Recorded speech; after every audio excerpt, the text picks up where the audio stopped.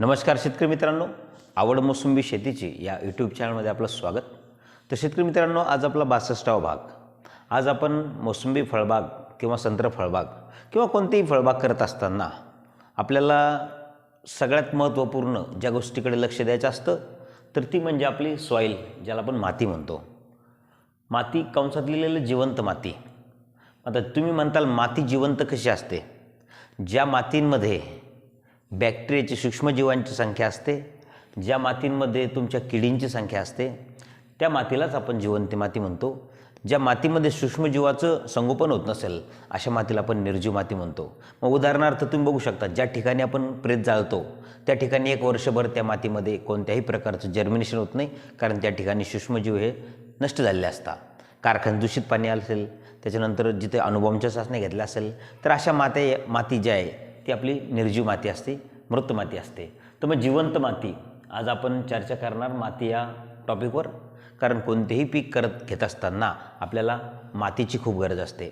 जसं की तुम्ही मागेच मी तुम्हाला सांगितलेलं, शेती करत असताना मातीला जसं महत्त्व आहे तर त्या पद्धतीने आपण जी शेतीची व्याख्या बनवलेली त्यामध्ये मातीचा खूप मोठा रोल आहे.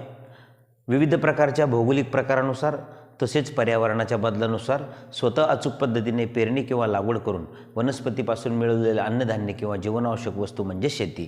तर शेती करत असताना विविध प्रकारच्या भौगोलिक प्रकारानुसार आपल्याला त्या ठिकाणी पिकांमध्ये परिवर्तन करावं लागतं, जे की मातीचे प्रकार ज्या पद्धतीने आहे त्या ठिकाणी आपल्याला त्या पद्धतीचे पिकं आपल्याला घ्यावं लागतात.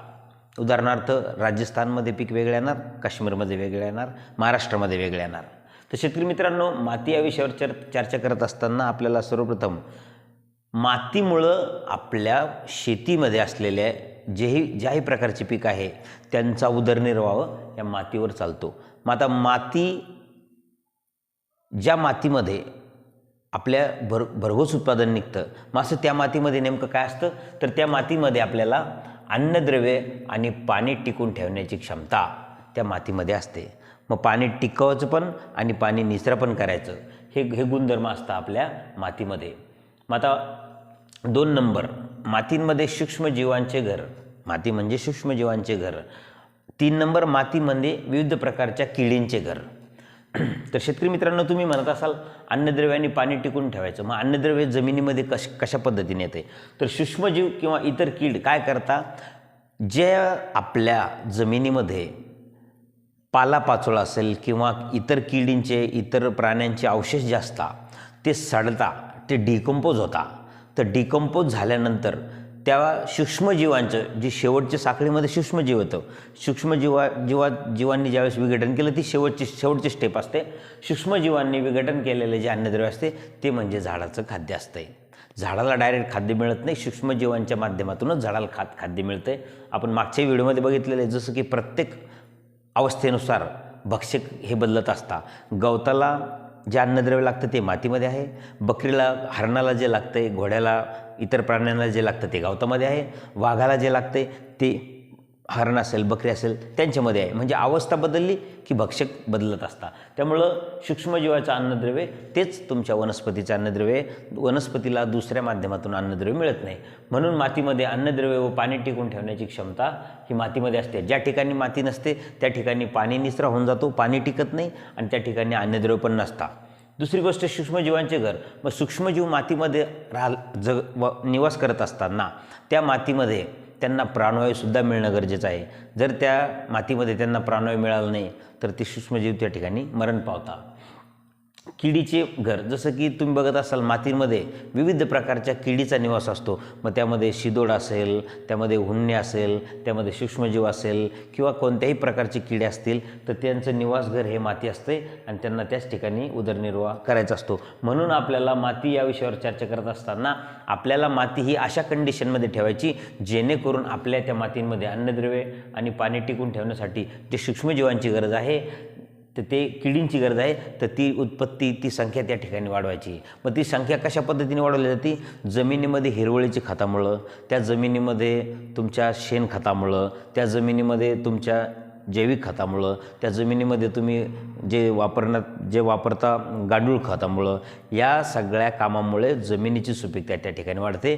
तर शेतकरी मित्रांनो, आतापर्यंत आपण 20-25 वर्ष अगोदर बघितलेले संत्रा, मोसंबी किंवा कोणतेही फळबाग असेल तर कमीत कमी खर्चामध्ये आपल्याला जास्तीत जास्त आउटपुट त्या ठिकाणी निघत होतं.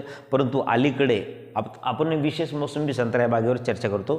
तर अलीकडे मोसंबी संत्रा बागेला खूप खर्च करावा लागतो आहे, रसायन खत द्यावं लागतं आहे, शेणखत द्यावं लागते, फवारण्या घ्यावं लागत आहे, तरीसुद्धा आपल्याला आउटपुट चांगलं मिळत नाही. झाडांची पिवळ पडण्याची संख्या, झाड खराब होण्याची प्रमाण त्या ठिकाणी वाढलेलं आहे. त्याचं कारण आपण मातीमध्ये जो फॉल्ट करून ठेवलेला आहे. मग तुम्ही म्हणताल मातीमध्ये काय फॉल्ट? सर्वप्रथम तुम्हाला सांगतो, 25-30 वर्षा अगोदर जनावरांची संख्या जास्त होती, शेणखत शेतकरी जास्त द्यायचा. आता ती जनावरांची संख्या कमी झाली आणि शेणखताचा अभाव त्या ठिकाणी निर्माण झाला. दुसरी नंबरची गोष्ट, 25-30 वर्षा अगोदर ड्रिप इरिगेशन नव्हतं, आळे पद्धतीने पाणी द्यायचे, तर त्या ठिकाणी पालापाचोळा सडायचा. वर्षात एकच वेळेस मेहनत केली जायची, कारण आळं बनवायला खर्च यायचा, ते आळं आपण खराब करत नव्हतो आणि एकच वेळेस मेहनत केल्यामुळं त्या ठिकाणी वर्षभराचा पालापाचोळा सडायचा. त्या ठिकाणी ह्युमस निर्मिती व्हायची, त्या ठिकाणी सूक्ष्मजीवांची, किडींची उत्पत्ती वाढायची आणि त्यामुळं आपली बाग ही पिवळी पडत नव्हती. आता अलीकडे काय केलं? Drip irrigation. ड्रिप इरिगेशनमुळं काय झालं? त्या ठिकाणी वारंवार 10-10, 15-15 तास, 2-2, 3-3 दिवस आपण जे पाणी देतो, त्यामुळं सूक्ष्मजीवांची संख्या त्या ठिकाणी कमी झालेली आहे. मातीमध्ये जे तुम्हाला न्यूट्रिशन उपलब्ध असायला पाहिजे होते ते त्या पाण्यासोबत खालच्या दिशेने वाहून चालले. तर हे प्रॉब्लेम आपण त्या ठिकाणी निर्माण केले. नंबर 3ची गोष्ट, आपण 25-30 वर्ष अगोदर ट्रॅक्टर नव्हतं आहे, तर ट्रॅक्टर नसल्या कारणाने बागेमध्ये मेहनत ही बैलाने व्हायची, एकच वेळेस करायचे. ट्रॅक्टरच्या 3-3, 4-4 टन वजनामुळं वल्ल्यामध्ये माती जी प्रेस होती, मातीचे गुणधर्म जो आहे पाणी टिकून ठेवायचा आणि पाणी निचरा करायचा, तर ती मातीमध्ये पाणी टिकून ठेवायची आणि पाणी निचरा करायची, दोन्ही त्या क्षमतेमध्ये बाधा निर्माण झाली.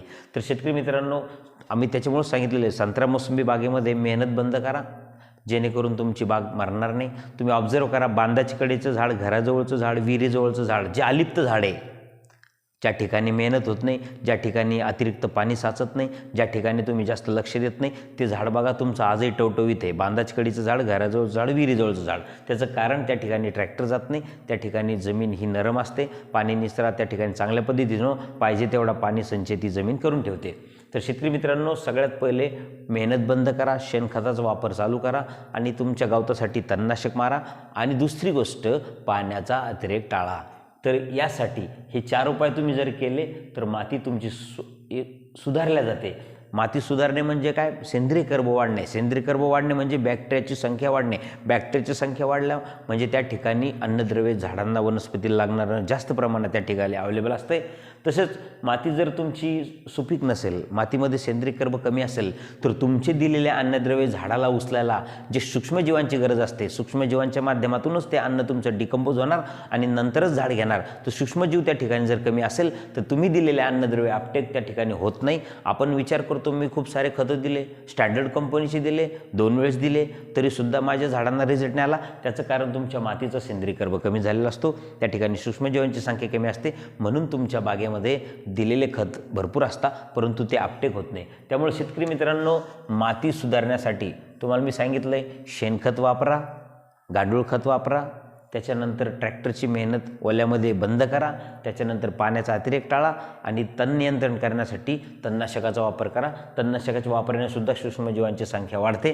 तर शेतकरी मित्रांनो, 62व्या भागामध्ये आपण जी मातीविषयी चर्चा केली, तर आशा करतो आपल्याला ती समजली असेल. तत्पूर्वी आपण चॅनलवर जर नवीन असाल तर कृपया चॅनलला सबस्क्राईब करा. व्हिडिओ आवडला असेल तर व्हिडिओला शेअर करा, लाईक करा.